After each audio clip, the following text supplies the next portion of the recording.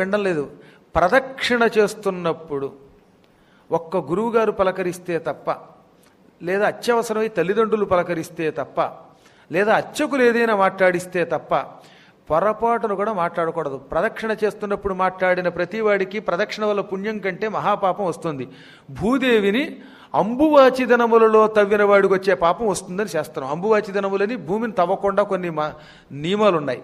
సెప్టెంబర్లో భాద్రపద మాసంలో ఒకటి, పుష్యమాసంలో ఇలా కొన్ని దినములలో భూమిని తవ్వితే వాడు సర్వనాశనం అయిపోతాడు. అటువంటి వాడికి ఏ పాపం వస్తుందో దేవతలకి ప్రదక్షిణ చేసినప్పుడు మాట్లాడితే కూడా అంత దోషం వస్తుంది. ఈ రోజు నుంచి మీరు గుర్తుపెట్టుకోండి, ప్రదక్షిణ చేస్తున్నప్పుడు ఏం కొమ్మలిగిపోతుంది. అప్పుడే 108 ప్రదక్షిణ నవగ్రహాలకు చేస్తూ హఠాత్తుగా మధ్యలో ఆగిపోయేదో మంచి ఆబోతులాగా ఇంత శరీరం వేసుకుని నేను ప్రదక్షిణ చేస్తున్నాను వెనకాతల పెద్ద గొంతుకు వేసుకున్నమాట, హలో హలో ఏమిటి హలో, నీ బతుకు పొలం అవుతుంది. వద్దు, అంత కఠినంగా చెప్పకపోతే మీకు అర్థం కావట్లేదు. అందుకని కొన్ని సందర్భంలో గట్టిగా అనుకున్నా, మీరు నన్ను ఏమనుకున్నా పర్వాలేదు, కానీ ఇక్కడ కూర్చున్నప్పుడు మాత్రం మేము విక్రమార్క సింహాసనంలో చెప్పవలసిందే.